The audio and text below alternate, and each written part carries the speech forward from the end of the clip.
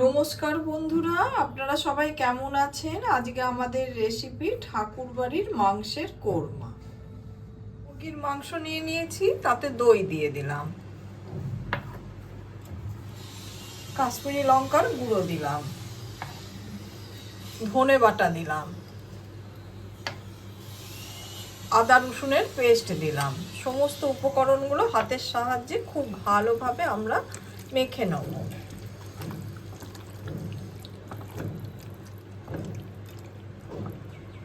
কড়াইতে সাদা তেল ঢেলে নিলাম,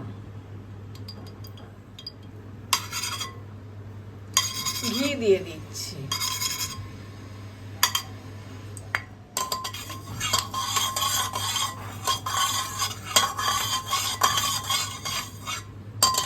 তেল সহ ঘিটা আমাদের গরম হয়ে গেছে। এবার আমরা কুচনো পেঁয়াজটা দিয়ে দিই।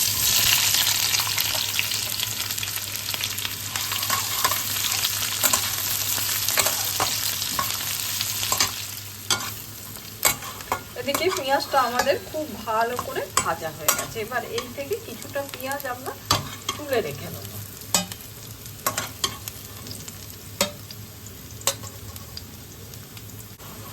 এবার এই পেঁয়াজটা আমরা রেখে দেবো। এতে এবার ম্যারিনেট করে রাখা চিকেনটা দিয়ে দিচ্ছি।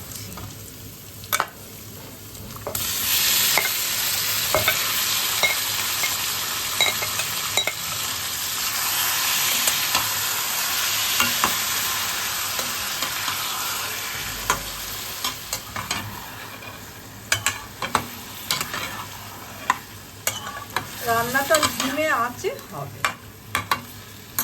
চিকেনটাকে আমরা ঢাকা দিয়েই রান্না করব, এতে কিন্তু জল ব্যবহার করব না। ঢাকাটা খুলে দিয়েছি। এবার আমি নুন দিয়ে দিচ্ছি স্বাদ মতো।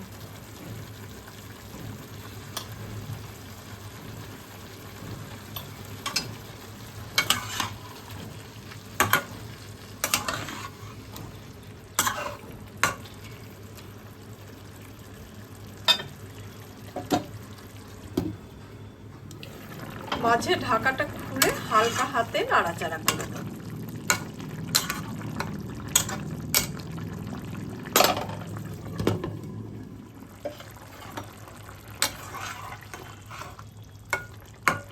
এদিকে রান্নাটা প্রায় আমাদের হয়ে এসেছে। বেটে রাখা গরম মশলাটা দিয়ে দিলাম।